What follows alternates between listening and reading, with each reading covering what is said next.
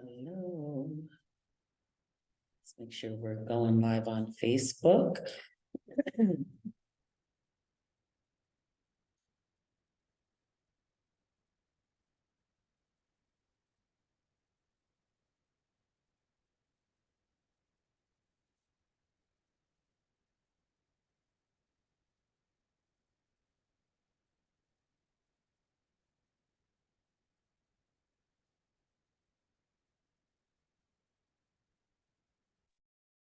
Hello, everyone. Hello and welcome to Thursday Night Live. We are here 12 p.m. Eastern, 7 p.m. Well, let me be clear. 12 p.m. Eastern Standard Time, 7 p.m. East African Time. And welcome to everyone. We are continuing because we're just not going to stop talking about money. It's the thing. I mean, people say it makes the world go round, but anyway, just making sure. There we go. Let me just, I don't like tagging all the time, but I do it once a week. So anyway, welcome. I am Coach Vuyanzi or Vuyanzi Rodman. And today our topic is setting clear financial intentions and goals. So if you remember last week, we were talking about creating a wealth blueprint. So let's continue to build on that. Again, we're focusing on money. Let me just introduce who I am. I help Black women leaders make career transitions with ease. And we're going to get into it. I always try to do 15 minutes, but I usually wind up going to almost 20, but get your pen and your pads out and let's get to it. So here we go. I want us to think about how important this is when we talk about setting clear financial intentions and goals. So why set clear financial intentions? Just when you even think about in the United States, the disparity of even what, and it's the data, this isn't coming from me, the data that shows how much, let's say, Black women make to white men. So we know that we'll hear, oh, you know, women make, I think it was like 70 or 75 cents to the man's $1. However, the truth of the matter is that's not the case for Black women. I think maybe you might know the statistic that I think Black women make about, it's almost like 55 or 60 cents to that $1. So if already the odds may be stacked against us, that's okay. We're not going to focus on that. We always need to be aware that they're there, but then what can we do? What can we do? Well, one of the things, I mean, there's numerous things. By all means, think about how you can creatively think about your money, but the thing that we can do is set clear financial intentions and goals for yourself. Set clear financial intentions and goals for yourself. So let's go through this, and I encourage you after this to don't just say, oh, great, you know, I enjoyed it, and then go off and not do anything. Do this, do the activities, and feel free to share your experience. So why don't we actually start off this way? I was listening to a book and I said, you know, I can't believe I haven't been doing this lately. So it is this. If you're with me, say you're with me. And I want you to grab your pad. Hopefully you already have a pen and a pad or some kind of note-taking device. And I want you to write down 3 people who may be bothering you at this time. Yes, go ahead, write down 3 people that may be bothering you, that are bothering you at this time. No one's gonna look at this. I'm not gonna ask you, put those names in it. This is very personal. 3 people that are bothering you at this time.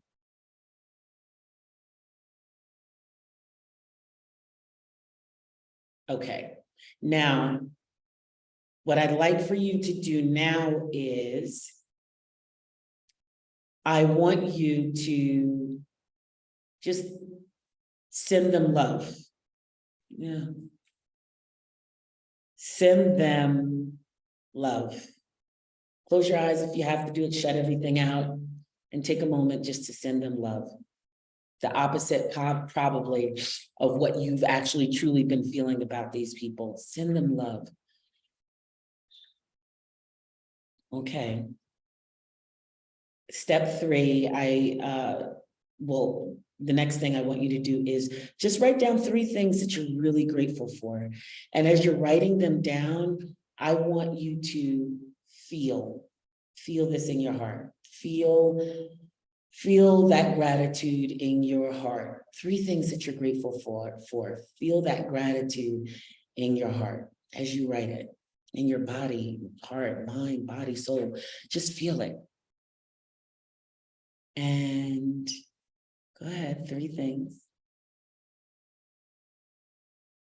Okay, and now I would like for you with me just for a few seconds here, just to close your eyes and feel and focus on that gratitude. Just feel it. You felt it as you wrote, but now I just want you to close your eyes. Very, very short meditation here. And feel gratitude.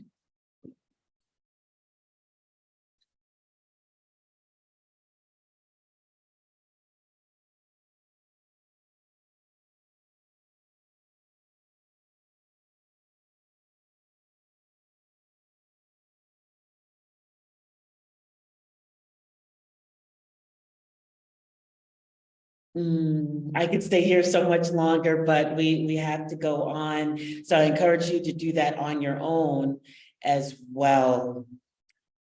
And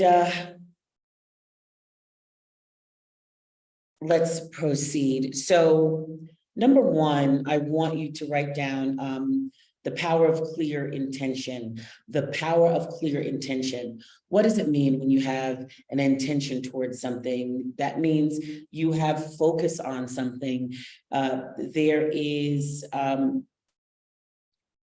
There's focus and there's a desire behind that thing when you have an intention, be it good, bad, or ugly. There's a desire behind that thing. So I want you to consider what that means to have clear intention, what that power is. So, and intention, I want us to think, when we think about focus, what you focus on grows bigger. What you focus on expands in your mind. So for instance, let's just take an easy example. For instance, a friend of yours gets a particular car that you're not familiar with. You're like, oh, I didn't know about this car. I didn't know it existed. And you see the friend's car, and then what happens after that? You start to notice that car was all around you all the time. It's like all of a sudden now you have a focus because you've seen it, and now you have a focus, and now you're starting to see what was really probably already there. Like your friend wasn't the first one to get it and then everyone followed. Maybe unless it was like a Tesla, but still people have Teslas. And so I want you to think about, wow, such power. And even when you're not necessarily thinking about it, it's not something that you're like, oh, this is what I want to focus on. It just comes to you. So I want you to think about the power of clear focus. And also thinking of it this way, when you don't have an intention, when you ignore something, when you avoid something, fine, you can do that. And if you're doing that as it pertains to your financial goals, then they will ignore you, right? So even when we're thinking about the power of clear intention, you don't just write it down one time and then that's it. You never go to the paper, you never go to your journal. I've got a financial planner here. You don't do that. It is intention, repeating, going back to the thought, going back to the thought. So when you ignore something, it'll ignore you. When you set your focus and set your intention on something, it will indeed become clearer. It will indeed grow bigger. So I want us to think about something, right? As we continue this. In your power of intention, I want you to be thinking about your relationship with money. What is your relationship? And we will constantly go back to that. Because if you're the type of person who says, oh, I don't really care about money, well, okay. Or I'm fearful that I'm going to lose it. Okay. What does that mean in a relationship? If you are in a relationship where you say, oh, I don't really care about you, you're here, I'll use you for what I need you for, but I don't care about you. How's that relationship going for you? Or what about the relationship where you're fearing of letting go? Or yeah, that's an unhealthy way, right? To think of a relationship. Think about that with money. How does that work out for you? So I want you to really be cognizant. So that brings us to number 2, your relationship to money. When you're setting goals, a lot of times I see on social media, hashtag relationship goals. So I want you to say hashtag financial goals. What is your relationship? So number 1 is the power of clear intention. Number 2 is examining your relationship with money. Because if you don't care about it, if you're just fearful of losing it, how can you set healthy goals? Think of it as a relationship. So I would even pause, well, if you're watching live, you can't really pause. But if you're watching a replay of this, take note. And if you said, well, I never really thought about having a relationship, okay, fine. How have you been with money? Because that's been your relationship. So I encourage you to examine your relationship, because we're talking about setting, what are we talking about today? Setting clear financial intentions and goals. What are your intentions? When sometimes when people start dating, this is old school. I'm not really sure how many people still say this, but they may say to the couple, well, what are your intentions? What does that mean? Where do you ultimately want to get? That's what this is about. Financially speaking, where do you ultimately want to get to? Where do you ultimately want to be? And so if that's the case, are you dating your money? Are you ignoring your money? Are you abusing your money? Are you neglecting your money? What is that relationship? Think about that. And so let's go on. Number 3. So now let's set the goals. I'm going to go through this part fast because I know many of you have heard of this kind of goal setting for just life things. However, I'm going to ask you to return to it because a lot of times people take these classes and they'll say SMART goals. SMART goals are great. However, right now, it's not just for the purpose of life, all encompassing. This is for the purpose of financial goals. SMART goals. What does the S stand for? If you're here, what does the S stand for? Do you remember what the S stands for? It stands for specific. So what do you desire? So think about setting that goal and think about specifically what do you want? Saying, I want a whole lot of money. Okay, that's great. How much? If you're saying, I want enough to be comfortable, fine. How much is that? I want enough that I could dedicate money. That I could dedicate money to some humanitarian organization. Great. How much is that? If you want money to buy the second home, fine. How much is that? So really be thinking, I'm getting all these messages because I turn on notifications in a particular email. And now I'm just like, why did I turn on the notifications? Because they're coming in while I'm talking to you. Anyway, so SMART, S is specific. Did you write down how much you want? Great. Do you remember what the M stands for? It stands for measurable. Okay, so you set that goal and now is it measurable? You know, we're talking about money here, so you should be able to measure it, right? Because when we say specific, and I'm telling you how specific to get, then automatically it becomes measurable. When you're general, it is not measurable. Okay, I told you we're gonna go through this part fast. Achievable or attainable.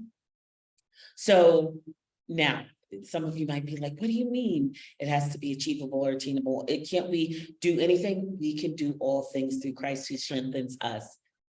And in that, we need to think about the dynamic of where we are now versus where we want to be.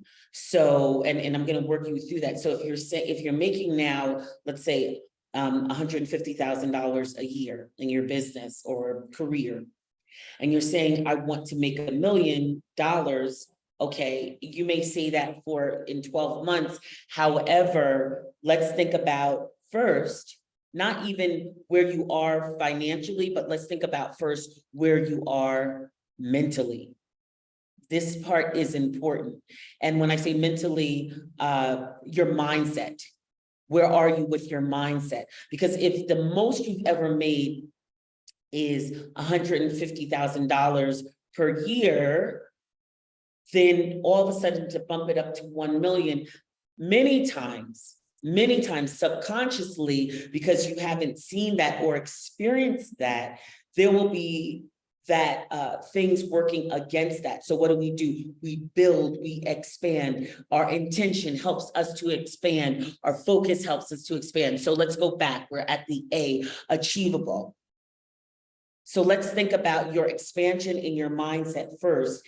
And if we're looking at that from an incremental standpoint, then yeah, make that goal achievable. Make that goal achievable. You can absolutely 10x, but make sure first that your mindset is of the 10x mindset. In case you're saying, what do you mean 10x? I mean, adding a 0 to what you already make. Your mindset has to be there. And also there's certain actions and behaviors outside of the attitude that needs to be coupled with that, achievable. So what do we say? The S is specific. The M is miserable. I almost said miserable. The M is measurable. The A is achievable. What is the R? The R is relevant. If you're just saying, oh, I want $1 million, but there's no connection within. Again, this doesn't, I don't need to connect to your $1 million a year.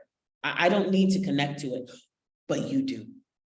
So it has to be relevant and really connect to that which it is you truly desire. Because just wanting something for the sake of wanting something, you can try that. However, many times that doesn't work because the drive won't be there. When something is relevant to your life, like you're saying, I want to donate this amount per year to this organization, or if you're saying, I want that second home so my family and I can take vacations there, or if you want that ultimate luxury vacation that's going to cost you over $10,000. Well, that at least is something that's relevant to you. So again, this is very personal. It needs to be relevant to you. We're talking about setting clear financial goals. And what's the T? So let's go. S is specific, M is measurable, A is achievable, R is relevant, and T is time bound. Admittedly, time bound isn't always my favorite because sometimes I miss my deadlines, but maybe that's good for you to know because it's about having grace. If you do miss that time frame that you've given yourself to get that there, have grace with yourself. But there needs to be a time frame for getting to that clear financial goal that you are setting. And of course, then we don't just make SMART goals and leave them. But what we do is then we, we begin to meditate on the how. We don't want to get so bogged down in the how that we're like, oh my gosh, I don't have it and I don't understand how to get it. Then you don't want something that's going to put you into a tailspin of despair. You want something that's going to be empowering. empowering. So these SMART goals should be empowering to you. Okay, so do you have that? Now, let's go on to the next thing. We're going to do this and we're going to do it really quickly. However, I want you to practice this on your own. So I want you to think about that money that you just said, that financial goal that you just said. And this last part we're going to do is visualization. I'm at 7:20 again. I don't know how this happens. Visualization. Go ahead and close your eyes. I'm going to talk you through this. Close your eyes and take a couple of deep breaths. Because sometimes when we're talking about money, there's a lot of energy too that is in our bodies, especially if our relationship hasn't been that good. Okay, so I want you to envision a $100 bill in your hand.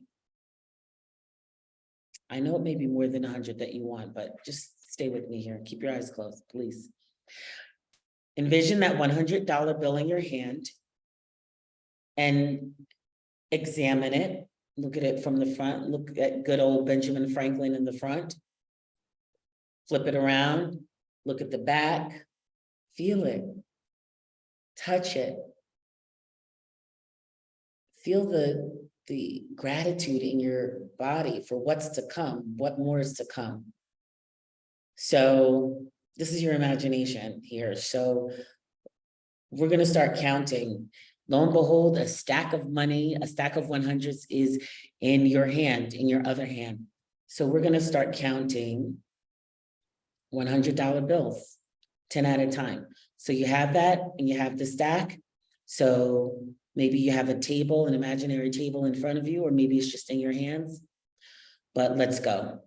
So 100, second one, 200, third one, 300, fourth one, 400, fifth one, 500, sixth one, 600, seventh one, 700, eighth one, 800, ninth one, 900, 10th one, 1,000.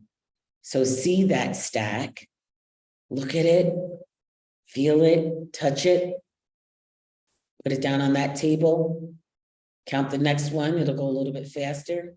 100, 200, 300, 400, 500, 600, 700, 800, 900, 1,000. Just how good it feels just to have the cash in your hands. Open up your eyes for a moment. I know many of you, it's more than that, but I'm not going to keep counting and counting. I do that exercise for a much greater amount. But remember also last week when we talked about creating your wealth blueprint, we talked about the power of imagination. And that's what you also can begin to invoke in your setting clear financial goals and intentions, or intentions and goals. So do you have it? What was number one was the power of clear intention. We went over that. Number two was your relationship with money. Number three was setting clear financial goals. We used the SMART goals. And number four was that visualization and the power of that. Remember, this is about expanding the mindset to get to the very financial goals that you truly desire. Let me know your thoughts here. I look forward to hearing back from you. Queen, I will see you next Thursday live. Mwah.